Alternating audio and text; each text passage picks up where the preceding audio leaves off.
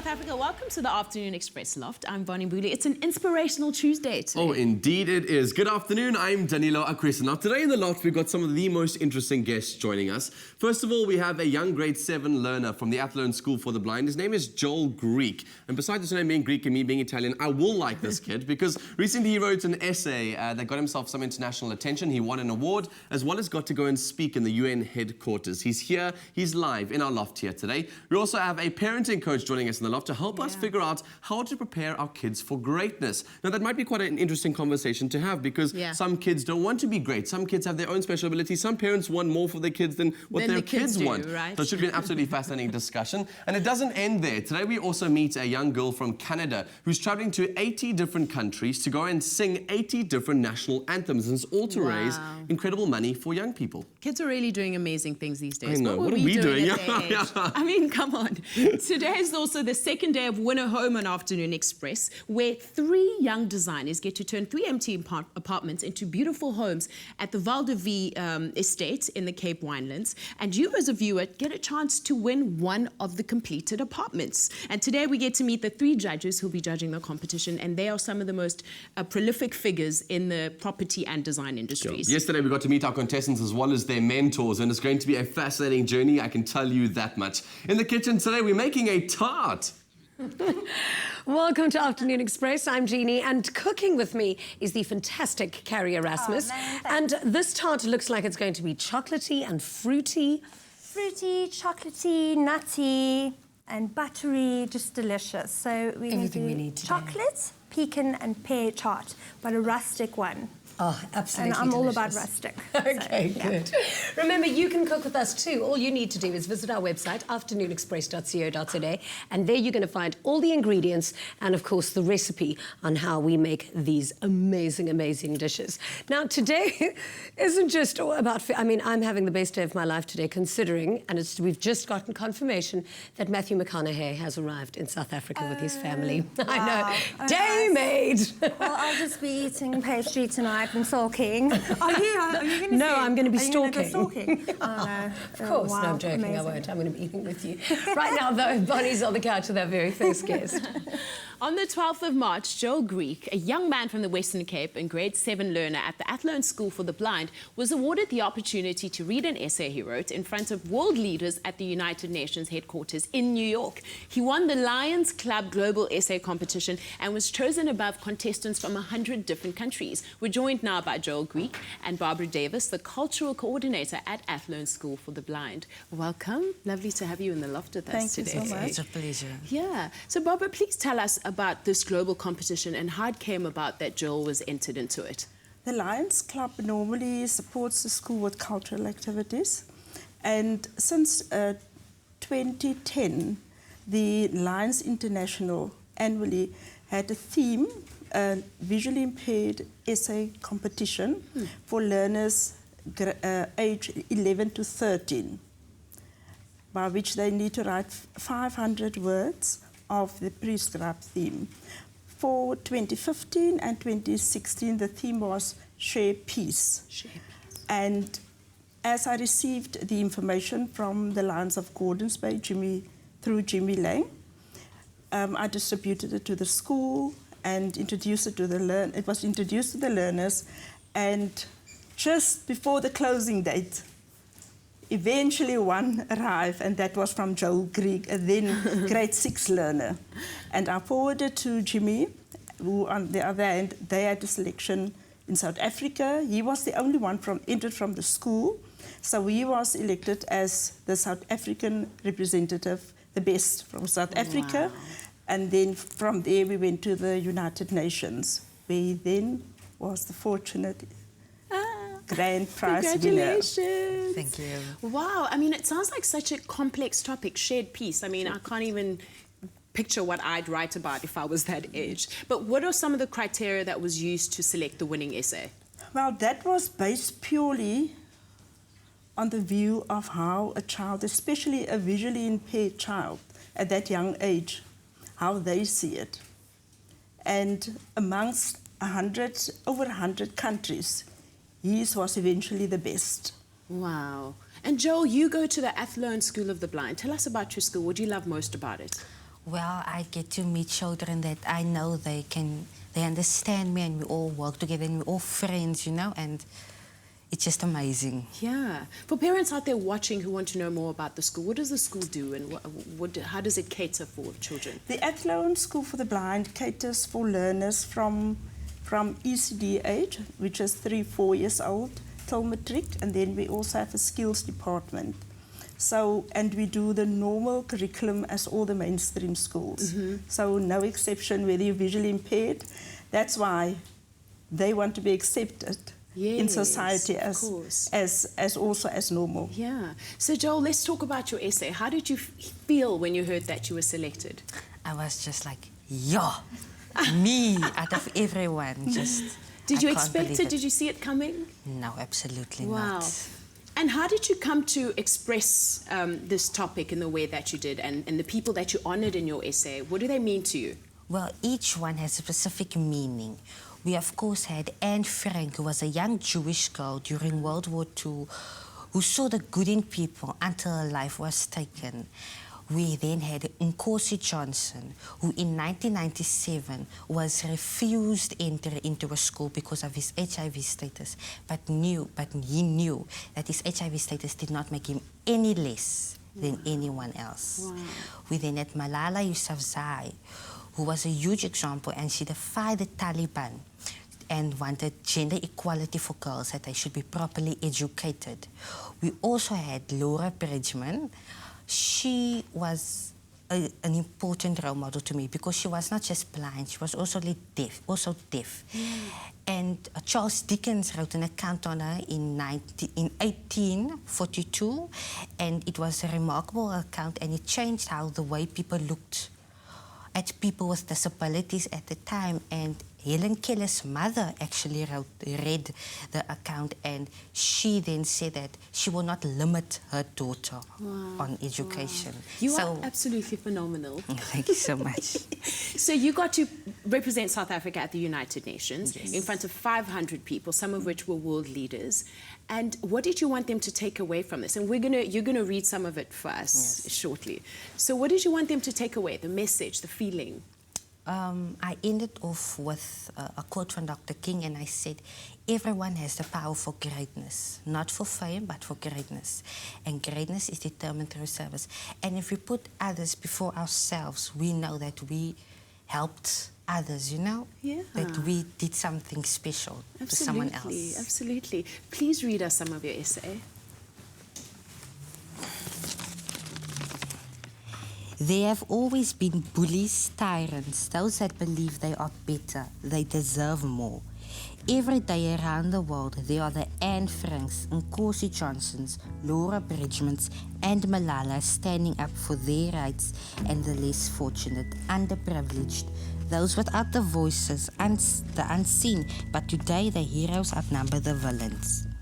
I myself am a young boy with a disability, the only one in my family. Yet they accept me knowing I am capable of anything. We have an opportunity to change the world by accepting ourselves, our differences, our imperfections, our shortcomings. We will be able to accept others, their differences, their imperfections, and their shortcomings. In Greek mythology, there is Pandora, who opened a jar, and every disease and evil came out into the world. After all the things left in the jar, the only one left was hope. I believe that is our world today, filled with all kinds of evil and war, yet there is hope. There will always be hope. Someone said, evil triumphs when good men do nothing. In today's world, there are too many of us that will stand up. We are more, especially the youth, because they are the future, ensuring the evils of the past are not repeated and to make our tomorrow better than our today. Nelson Mandela said, be the change you want to see in the world. The end. That is absolutely beautiful. Thank you so much for sharing your time with us. And I have no doubt that you're going to be great and famous. Thank you so much. It's a pleasure. After the break, we show you how to make a rustic chocolate pecan and pear tart. And we chat to a family who's traveling the world to 80 different countries and using the power of national anthems to raise money for underprivileged children. Don't go away. We'll be right back. Welcome back to Afternoon Express. Now, we're starting off in the kitchen with the wonderful Carrie Erasmus. Now, Carrie, I have to tell you, I'm having one of those days today. You know when you start off eating really well and then by the end of the day, you literally want to eat everything that you can see? Today's one of those days for me. I have that every day, Jeannie. Sorry. Okay, so let's get started with this delicious tart because I'm hangry and I want to eat it. Okay, so now I'm going to move closer to you now this time. I've been sucking onto you. It's terrible. You're only so human. It's fine. It happens. Okay, so first of all, Jeannie, you see this NutriBullet vibe, this time around, we're going to put all nice buttery, naughty stuff in here. No Delicious. smoothies, no healthy chia seeds in sight. No, forget that. Okay. Not today. No. So what we're going to do is, I'll just first put the butter in. I don't want to get your pretty hands messy. So that's about a little bit of butter in there, first of all. If you can throw in the chocolate. I'm throwing all of the chocolate in. Chocolate, It's that day. cocoa powder. And All what of we're basically doing is doing like a nutty chocolate spread to go onto the. You can chuck it in. Did you tell me to do it? Okay. Just chuck it in. All of that And then as if well? you can chuck in the muscovado, the salati, you can do this Stunning. one rather, because that one's for later. See, we're adding lots Okay. of sugar. The whole bag. Yeah, but I mean, Great. there's only a little bit in there, so don't go in. Yeah, it's just a little bit in there that's left over. I'm getting quite excited, All the but I'm- measurements will be posted on the website, so I'm not going to go with measurements now. No, that's fine. And then the pecan nuts and an egg. And the egg's going to help it kind of all bind together and become spreadable. Okay. And Egg. Yes, so it doesn't go all mushy all over the pastry. Now you're going to Great. close it and you're going to blend it. And while you're doing that, I'm just going to cut a little border on this already made puff pastry. Yeah. And this will help the edges to puff up. And then essentially we're going to put all the goodies on here. Am I talking too much, Jeannie? No, not at all. But I don't understand. Does that mean it's going to have that like puffy little look, like a little pie at the end? Yes, it's going to puff up around the sides and look Just all because cute. of you slicing it like Yes, that. and this That's a I'm good just kind of kitchen making trick. sure because you want to score this not completely through the pastry, just to prevent the middle from rising and squishing out all the ingredients when it rises. Okay, can I do this? You just blend it. Then, I don't know how long it's going to take. I don't even know if I'm doing this correctly. No, Am you I? know what, sometimes I know I'm not supposed to NutriBullet or probably see, but I like to do this. I pick it up and go crazy in the Yeah, kitchen. I'm going to do that now. Yeah. 'Cause it's Quite quite a nifty little thing. Yeah, It is pretty quite cool. dry, and I think when there's a lot of dry ingredients, it does tend to Yes, it does. And if that happens, if you're using one of these, just add more butter and then it will become even more softer. Yummy. Or more egg. But normally, you can just use the normal food processor. You don't need to use one of these. Okay. Cool. And should I talk over it? Go I for talk it. very loudly anyway. So. Yeah, I mean, what's it supposed to end up looking like? Like a paste. Like a really rustic... Let's hope it works. No, there's still more. That's still like man. cocoa. Oh, it's Okay. because I threw all the chocolate in, but it's looking delicious. Yeah, we're just- I'm going to lick the bowl. There's no doubt about that. Oh, man. Okay, talk over it. Can I talk over it? Should I? Okay. So we got peas, and what I've done with this is I've just cut it into quarters, took the seeds out, and then thinly sliced it like so. And if you're going to do this beforehand, you can see there's a bit of oxidation happening here, which you want because it brings out the natural sugars in the pear, which helps for the caramelization naturally. Because if you soak it in water, it kind of just dissolves and you have a mushy tart when it bakes. Okay. And then that's looking amazing. It smells delicious. I don't know if you want to zoom in on that. If you just dip, if you want to taste it. You don't want to ruin that figure. But once in a while, it's cool. It's balance, I think. It's all balance. Yeah. For you, yes, not me. And then we're going to put some corn flour with the pears as well. Okay. This is also just going to help soak up the excess liquid when it bakes. Okay. And then a little bit of caster sugar, because, you know, we always need a bit of extra sugar in this Definitely. insert. And a bit of vanilla paste. Love. And you can just squeeze a bit of lemon in there. What do you do with the seeds if I get the seeds in here? Do I go for the whole lemon? Yeah, like just a little squeeze. Like it wouldn't go whole lemon because we're not going to use the actual juice. It's just creating a little. If you can just mix it around. Do you want to mix that? I did drop the seeds in here. That's fine. We'll pick them out. Okay. No problem. So now, this is the fun part. is now you're going to spread this paste. Yes, you could go and use a ready-made Nutella or like, you know, like a nutty that's so much paste, nicer because it's but you know chunkier. what's going into it, like organic butter and all sorts of things. So you can control what's in here. Whereas when you buy a bottle, you're not too sure what's Exactly. in there. Okay, then after that's gone on, we then put on this, base. I'm assuming. Yeah. Is that it? Yes, I'm pretty gonna much. assist you with that. So And then how long does it go into the oven for? you preheat the oven at 220 and then you bake it for 10 minutes just to kind of blast it, get that real puff going, and then you turn it down to, you're doing a great job. But if you can, the more pairs the merrier. Okay, and great. you kind of just pack them on radially, Amazing. arranging them. Whatever, but we can do genie style. Yeah, Cool. genie style is very easy, very relaxed. We're going to pop this into the oven. I cannot wait to see how it's going to come out. Remember, you can bake with us or cook with us. All you need to do is visit our website, afternoonexpress.co.za. There you will find everything that we've created today, and I am dying to get stuck into this. It's going to be delicious. Let us know if you make it too. Now, today on the show, we celebrate exceptional kids, and Capri Everett is an 11-year-old girl from Canada with a gift for singing and the heart to make a difference in the world. Now, along with her family, and listen to this, she is travelling to 80 different countries to sing 80 different national anthems in 41 different languages to raise money for SOS Children's Villages, making her their youngest youth ambassador ever. Have a look at this.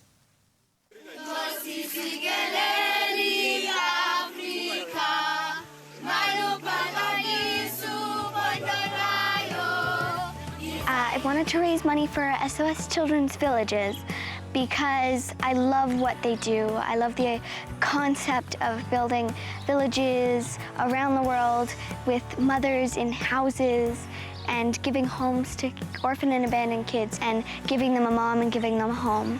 SOS Children's Villages is across the world in 134 countries, and in South Africa we have 8 villages and 3 social centers across the country.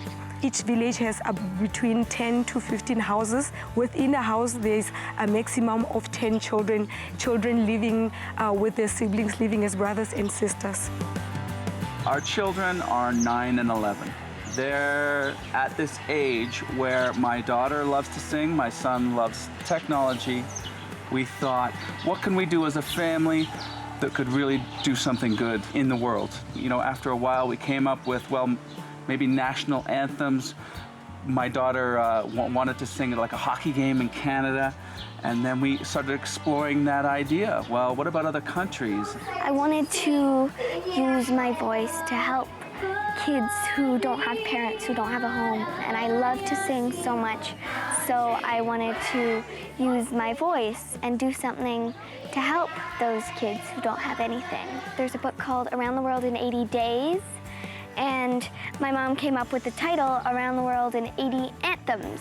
So we just came up with this idea of taking a year off. We sold our cars, we rented out our house in Vancouver, Canada. We said, let's do it, let's go for it. We're healthy, we're ready, let's try and do something positive. And one of the most amazing parts about this experience has been how excited and surprised people are in each country when Capri knows their national anthem in their national language. You know, she breaks into song even at the Nelson Mandela statue the other day when she was singing the South African national anthem. It was filled with Chinese tourists. So of course she sang the Chinese national anthem, and these Chinese people were so excited. Everyone had to get a picture with her. It was so cool. What inspired me to start my blog was probably because I love telling stories. I love computers. So usually I start off with how our stay went, like South Africa was amazing and I think we were lucky to get into it. Then I go into what we did there and then the anthem singing at the end. Traveling has been really cool. I've got to meet kids all around the world. Kids from Korea, from Central and South America, from Vietnam, from South Africa, from India, everywhere. If there's an SOS Children's Village in a country, we either go there for the day or we stay there overnight. Here in South Africa, we got to stay at the SOS Children's Village for 3 nights. And my brother and I really got to know the kids. And I also had the honor of singing in front of Nelson Mandela's statue in Pretoria and also in front of his house in Soweto. And that was really fun and really cool.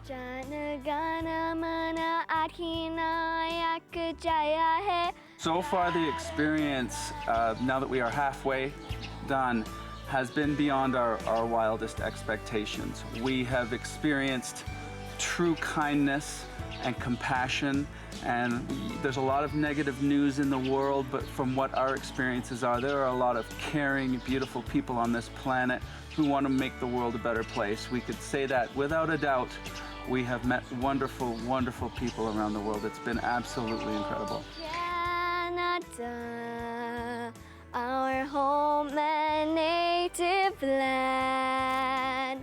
How I learned all of these national anthems is Vancouver, Canada, where I live, is a very multicultural place. There are people from all over the world living in Vancouver. There are people from Thailand, there are people from Poland. If I couldn't find anybody from the country to help me, I would go to an embassy, like the Indonesian embassy, and they always want to help me. They always are so proud of the national anthem. Like the person who taught me the Chinese anthem, he was a kid at my music studio, and he just moved from China a couple of years ago. And he helped me learn the pronunciation and everything of the Chinese national anthem.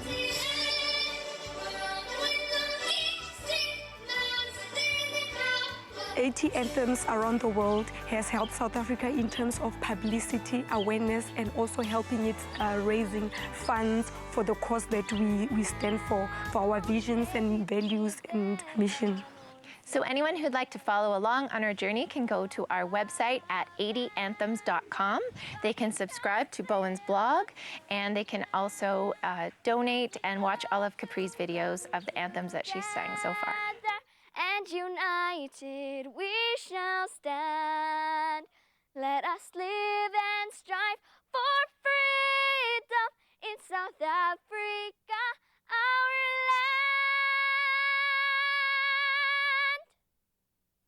land. Express yourself.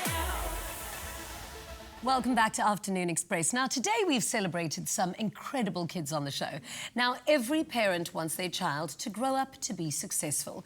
We want to motivate them to be their best, but also not to put too much pressure on them that they buckle. So what is a successful child, and how do we achieve this? We're joined by parenting coach Laura Markovitz to learn a little bit more. Welcome. Welcome, thank Laura. you. Thank you. So I'm sure every parent, as a parent myself, wants their child or children to be successful, but there are varying definitions of what success is, and we all disagree or don't disagree. But what are the fundamentals of how we can just define this success in this context? So I think it's great to actually look at what are we talking about. And so when we talk about success, I think ultimately we're talking about having children that are competent, that are confident, that are self-aware, and are resilient. So children that are able to face challenges and to be able to pick themselves up when they face difficulties. And ultimately, I think what we really want is happy children. Happy children. Exactly. And, you know, we want happy children who are going to grow into happy and fulfilled adults. And when we talk about happiness, you know, we're not just talking about cheery, happy kids. We're talking about the ability to deal with difficult situations and to be able to bounce back from those difficult situations. I've got friends, and with their kids, they've got children who are like 6 years old, and the kids' schedules are busier than mine. It's karate here, cricket there, the extra maths there. Like, sure. I'm guilty. I'm even guilty enough? of that. I'm guilty of that. No, but that's a lot of pressure to put on a child, isn't it? I mean, how do you know if you're doing too much? Yeah, but and also, how do you encourage your child's interests and grow them? Yeah, so I think it's something we all strive, you know, that elusive balance thing of encouraging them but not putting too much pressure on them. And I think there's certain things as parents, you know, it would be great if there was an absolute recipe of, well, tick, how can we get the successful child? But fortunately, there are things that we can be doing as parents. And always as a starting point, you know, there's a huge amount of research that shows that early attentive parent caregiving really impacts future social and academic success in children. So when we're talking about attentive parent giving, you know, what does that really mean? And it means things like being present, being engaged, trying to parent not always on the phone and texting, because our kids pick up on that. And then certain other things like managing our own stuff, you know, managing our expectations and what we're wanting for our children, and then seeing them as individuals with their own strengths and their own qualities. And then it's very practical things like giving them bite-sized, manageable things to do and not setting them up for failure. So, you know, you're going to get a 6-year-old child that you're not necessarily going to say, cook me a cordon bleu dinner. What do you mean you can't do the Carrie's splits? doing in the kitchen? But, you know, it's little things like letting them try different things and being there to support them. And then there are a range of other things as well. You know, there are studies that show, there's a woman, Carol Dweck, who is a professor of psychology in Stanford, and she did a lot of research on the type of praise that we're giving our children. So we're all big into giving lots of positive reinforcement and saying, wow, you're the most amazing ballet dancer, you're the most amazing soccer player. But she talks about differentiating between praising our children for their abilities and their intellect and those sorts of things, as opposed to actually praising them for the effort and the practice I actually read that they put into things. But quite not only revolutionary. that, I overstimulate as a godmother because everything becomes an educational game. But with my little goddaughter, her mum says when you do give praise, you can't say, oh, you're so beautiful, or oh, you're so pretty. It's got to be about, oh, you're so smart, or you're so brave, or you're so... Or I'm really proud of you for working hard. Yeah. And I'm proud of you for focusing or for paying attention to what you needed to and do. the reason why we differentiate between that kind of praise is because if you think about it, if you're praising them just for their abilities, what the study found is when they're faced with more challenging circumstances, those kids tend to struggle because they generally aren't valuing how they got there and what has assisted them in achieving what they are able to achieve. And, you know, I mean, a very useful thing with kids is also checking in with them. You know, you spoke about, well, how do we balance the pressure, encouragement stuff that's going on, is actually checking in with them. You know, we forget how incredibly well-resourced our kids are, and to give them the opportunity to problem solve on their own and evaluate themselves. You know, how do you think you did in the test? How do you think you danced? How do you think your netball game went?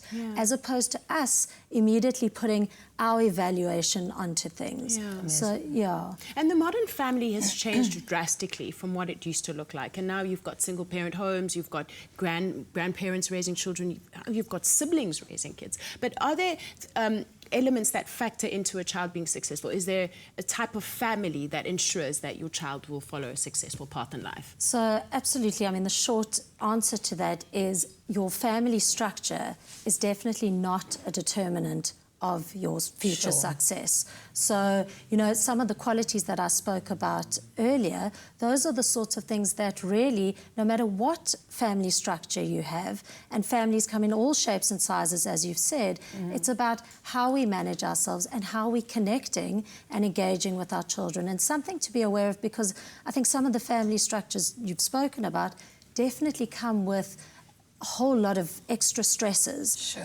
And so we've got to be aware that it's not about the quantity of time that we spend with our children. So I could be at home 24/7 with my kids, but I'm not actually engaging with them at all. Or I'm working a full day and I'm coming home and spending 20 quality focused minutes without checking 4 million different devices and actually being present and engaged with my child.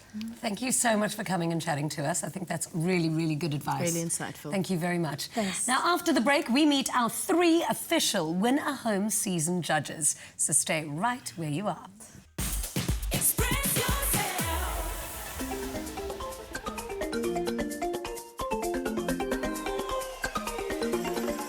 Welcome back to Afternoon Express. Now, season 3 of Winner Home is upon us. Every weekday, we follow our 3 talented design contestants as they turn 3 empty apartments into dream homes at the Polo Village at Valdevie Estate in the Cape Winelands, which is perfectly located a mere 35 minutes away from the hustle and bustle of the Cape Town city centre. It's a paradise in the heart of the Cape Floral Kingdom, and the best part is that you, the viewer, stand a chance of winning one of the completed apartments, valued at, take a listen to this, over 3 million rand. Now, yesterday we met our 3 design contestants as well as their mentors, and today we get to meet our judges.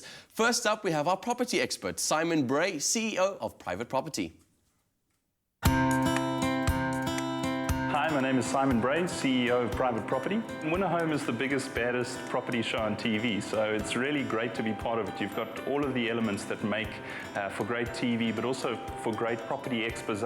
You've got design, you've got the drama of the various contestants and the challenges and the budgets and the time pressure. You know, we've learned a lot being involved in the show for the last couple of years, and I think as judges we're going to be a lot tougher on the contestants this year. They've got immeasurable support this year. You know, you're talking about magazine editors, you've got all of the trend insight, the design insight that they bring to the show. So it's really about great ideas, breaking the mold, smaller, energy efficient and maintenance free spaces. I think that's what South Africa is looking for. So I think finding that balance between the two is going to be the trick this year. You know, Winner Home is this national platform about design and property and what lifestyle choices South Africans are starting to make. And Private Property is a digital platform about everything real estate. So the fit between our 2 brands is obvious. I'm absolutely looking forward to this one. It's so great to have the experts with us in the loft today. Simon Bray, welcome back to Afternoon Express. Thanks, Daniela. Excellent to be here. Sure. Let's talk a bit about the Winner home that we're going to be giving away. It's located in one of the most beautiful places in the world, and every time I go there, I get so like sort of lost in wanting to go and buy all the different property stores that are there. What is the value of getting a property on an estate like Valdevie? You know, being a CEO of one of South Africa's largest property websites, we just get this great macro picture on what's happening in South African property, what's interesting in the market, what people are really looking for when it comes to their next home. And estate living is certainly on the rise. I mean, it's been a trend for years now, but it's almost now the new normal. When we see the values inside of suburbs versus the values inside of estates is where the market really is gravitating towards. And you can see with an estate like Valdevie why that would be. Perfect opportunity, the lifestyle, the countryside living, the safety and security that you get inside an estate like that. And of course, you're tucked right into the mountains there, which is just exactly. And truly they've got so many amenities. I mean, there's polo fields, there are like the equestrian centres, there are pools. There's so much for you to do in a beautiful estate like Valdevie. So much more than just a house, you know. A lot of people are looking for their next home when they get on a website like ours. But when you talk about the amenities, the fact that you've got polo fields, equestrian facilities, golf courses right next door, cycling tracks, running tracks, those are lifestyle. So you're buying more than just a home, you're buying your lifestyle. Yeah, this is the first time that Valdevie's actually released sort of the apartment style. What does that mean from a property value perspective and from an investment perspective? Because one of us is going to win this home. Yeah, look, it's exciting because Valdevie up until now has been freehold homes. So it's been the kind of big, grand South African home. But the trend is more and more towards these lock-up and go opportunities. And particularly when you talk about something that is in Paarl, this is now the perfect opportunity for somebody who's thinking about maybe a second home, a home to go out on the weekends. Perhaps they're working in Cape Town part of the week and part of the week in Paarl. So it's the perfect kind of opportunity for that type of lifestyle, and that's certainly a growing trend in South Africa. Simon, I love picking your brain. Later on, we'll be finding out how you're going to be judging our contestants this year. So looking forward to chatting about that. Yeah, as am I. So secondly, as our interior design experts, we have the team from ARRCC Interior Design and Decor Studio, represented today by internationally renowned architect and director of ARRCC, Stefan Antoni. My name is Stefan Antoni. I'm an architect. It's a very exciting field, architecture and interior design, and it's a wonderful company, ARRCC, that I share together with my co-directors. My name's Mark Riley. I'm passionate about design and architecture. I've been able to journey in both architecture and interior design. My name is Michelle Roda. I'm an interior designer at ARRCC. I enjoy creating beautiful spaces. My name is John Case. Design has always been an obsession of mine. I think from a very young age I've always enjoyed, you know, creating spaces and the actual, you know, skill of drafting spaces. The Winner Home competition is a great opportunity for South African designers to become exposed to the arena. I think it's also going to be a very interesting process of how young design talent work with local designers. Being a judge, I think will be great fun. I want to hear and I want to empathize with the contestants and give them a fair chance to show their best. Of course, it's a lot easier sitting on this side of the table. I think I am going to be quite demanding because this year we have professionals and I think we expect a lot from them. I'm very excited to be a part of the process, and I'm looking forward to be the one giving the brief for a change. Some of the best interiors out there actually have really refined the simplicity of the design by, you know, really understanding the materials that they use. That's definitely one of the key factors that I'll be looking for with the contestants, is how they can translate their design into an actual practical, you know, beautiful looking space. Seeing that we designed the architecture of the Polo Village, I also think the location is also going to be quite challenging for the contestants. So I quite like the challenge of seeing how these young designers are going to interpret the architecture of the spaces that we've created. The winner is going to win an internship at ARRCC, and that's a wonderful opportunity for them to experience the industry, working together with us. And of course, we're looking to acquire this amazing designer who's going to come to our company and elevate us to a whole new level. Sure, Mr. Stefan Antoni, you're going to have a brand new colleague by the end of the season. And I think that's very exciting for you guys, especially because you're working in an environment that you've worked with before. And your company was very much involved in the sort of Polo Village, as you guys mentioned, as well as in one of the other little sections within Val de Vie. Does that pose any new challenges to you? No, I think the project, what we were trying to achieve was something that was contemporary, Cape Dutch inspired, of course, because we are in the Cape Winelands, but something that was hip, cool, sexy, and that probably a market that never thought they could afford a large house on an estate could enter into that market. So it becomes a slightly different profile of owner, but actually the kind of owner that is the uber cool owner. We're so excited to have you as one of our judging panel this year because you've had so much experience, and particularly with the sort of series that we've been building, because I mean the My Top Billing Dream Home, you're also involved there. What experience was that like for you, and what are you hoping to see change now in season 3 of Winner Home? Okay, well, look, I think the crucial thing now, we have a lot more space. We have about 120 square meters to work with. The top billing apartment was kind of a little shoebox that we managed to create something totally magical out of that. When you walked into the space, people couldn't believe that it felt so large. So I think that is one of the challenges that we, or I suppose the opportunities that are there for the contestants to see how they can create a great space. Yeah, so we mentioned obviously that you were involved in the designing of the Polo Village, etc. And I mean, this home is based there. Did that pose any challenges for you as a team? And do you think that our contestants are going to be able to overcome that? Yeah, look, I think the word challenges is almost a little bit negative. I think that they're opportunities. We're looking for key designers who can take a space. It's a lovely, simple space. It's got a lovely ceiling space, so the three-dimensional space is already exciting, but now bring a total magic into the space. So there's no doubt all of us as judges, when we walk in, especially the design judges, want to go in and go, wow, this is exceptional. Sure. So that's the challenge. You've had a really deep insider's opinion of the actual estate itself. So I'm looking forward to seeing what you bring to our judging panel this year. Welcome. Thank you very much. Finally, we have our colour expert, the lovely and beautiful Anne Roselt, Plascon's global colour manager, who will be returning as a judge this season. Hi, I'm Anne Roselt and I'm the colour manager at Plascon Paints. At Plascon, we really believe that beautiful spaces can really enhance your life, and we love showcasing that. Good design is very inspiring and it enhances people's lives, it uplifts you, and when people feel better, they behave better and they just generally lead happier lives. Winner Home is a fantastic platform to showcase the amazing talent we have in this country.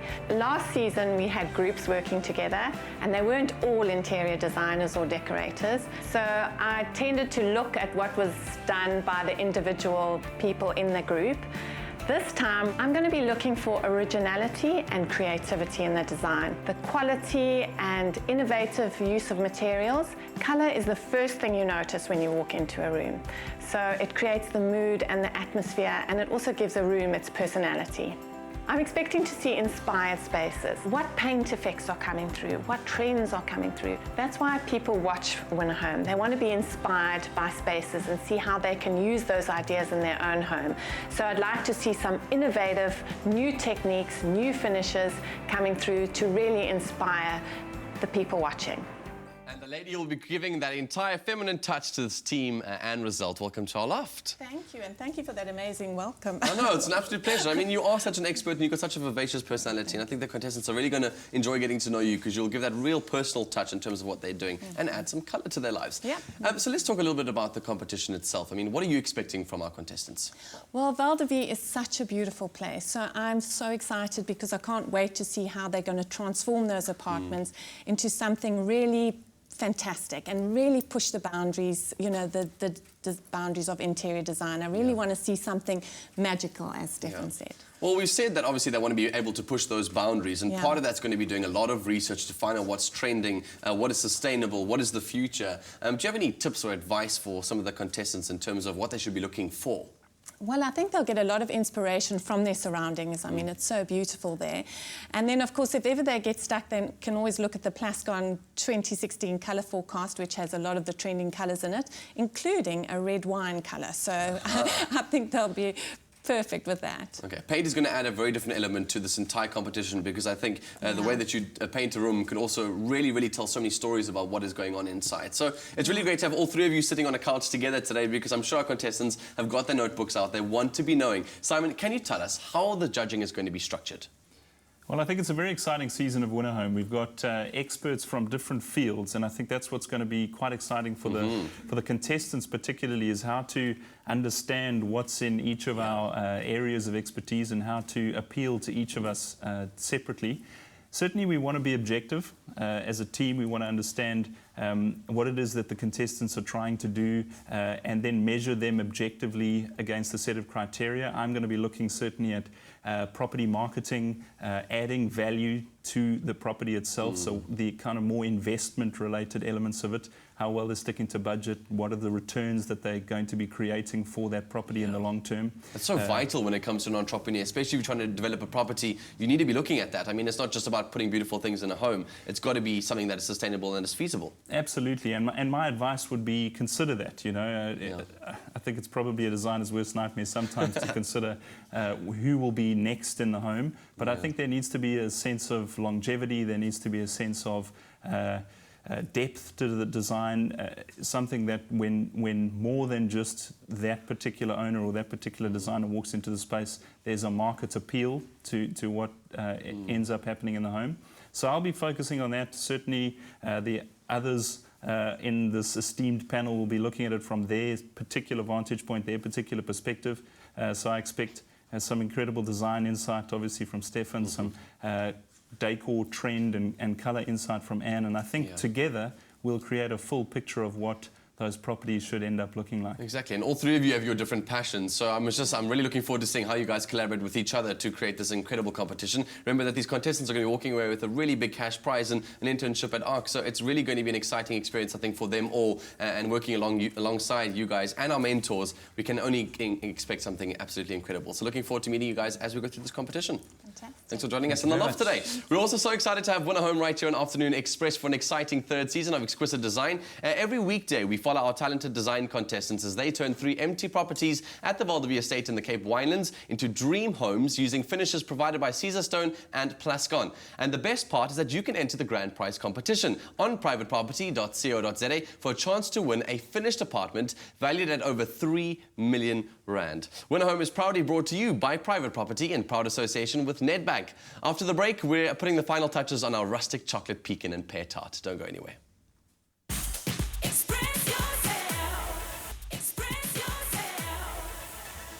Welcome back to Afternoon Express. Now, this tasty tart has made its way out of the oven and it is literally filling the loft with the most beautiful aromas. But how do we finish it off?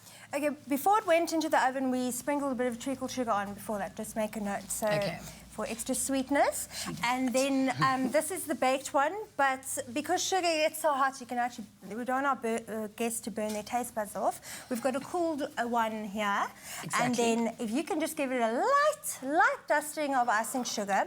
So we've got 3 types of sugar in here: caster sugar, icing sugar, muscovado sugar. But you'll find when you taste it, guys, is that it's not as sweet as you think. It's actually quite pleasant. Does everyone want creme fraiche? Does everyone like cream? Yes. Well, let's go for it. Oh, I wasn't even going to give you an option, but I was just being polite. All right. Thank you so much. There we go. Oh, you're a gem. This looks amazing. Mwah. Thank Pleasure, you. pleasure. And I will go and serve. Ta-da! Isn't as this if Jeannie D wasn't sweet enough, sensational? right? Ah, thank you. Guys, it looks There you amazing. go. Please, by all means, take one yourselves, each of you. Any final comments from our 2 judges in terms of maybe get something from you, Stefan, because you're going to have a new employee. Do you have like a signature you're looking for? Well, we're looking for the new superstar of the interior world, so we're looking for you. Yeah, and they're watching you guys, and they're watching you. Don't be terrible. Be cool. I'm so excited to see what it's going to end up like, because I remember seeing what the last home looked like, and it was absolutely amazing. So this is going to be great. It just sucks that we can't enter the competition, so we can watch it like, oh, that home looks amazing, but we can't enter to win it, which is terrible. Guys, please, if you can taste the tart, I'd love to know what you think about it, because it's He doesn't Jeannie's trust pride my and joy. baking. Yeah, please, you eat it first, and then tell me if you're okay. What have we got? It's because usually the Danilo's in the kitchen. I'm not really such. I'm good at Simon doing wants to know what you eating, made. not so much the cooking. What have we got It's here? a pear What are we and tasting? chocolate tart. Oh, that looks brilliant. I wasn't really concentrating. You can get the recipe on the website. Okay, but what do you think? Is it good? ARRCC.co.za. Yummy? Really delicious. Awesome. We'll be back again tomorrow, same time, same place. Good night. Good night. Happy eating. Ciao. Coming up tomorrow on Afternoon Express, inspirational businesswoman Princess Tsakanin Kambule joins us in the loft to share her knowledge and experience from the business world. The hottest address on TV is Winner Home on Afternoon Express. Proudly brought to you by Private Property in association with Nedbank. Another feel-good production. Hi YouTubers, thank you so much for watching. Your support means the world to us. Join the Afternoon Express family by subscribing to our channel right here. And we'll keep you up to date with all our recipes and of course our fabulous episodes. Also, feel free to leave a comment and share this video. We do love it when you express yourself.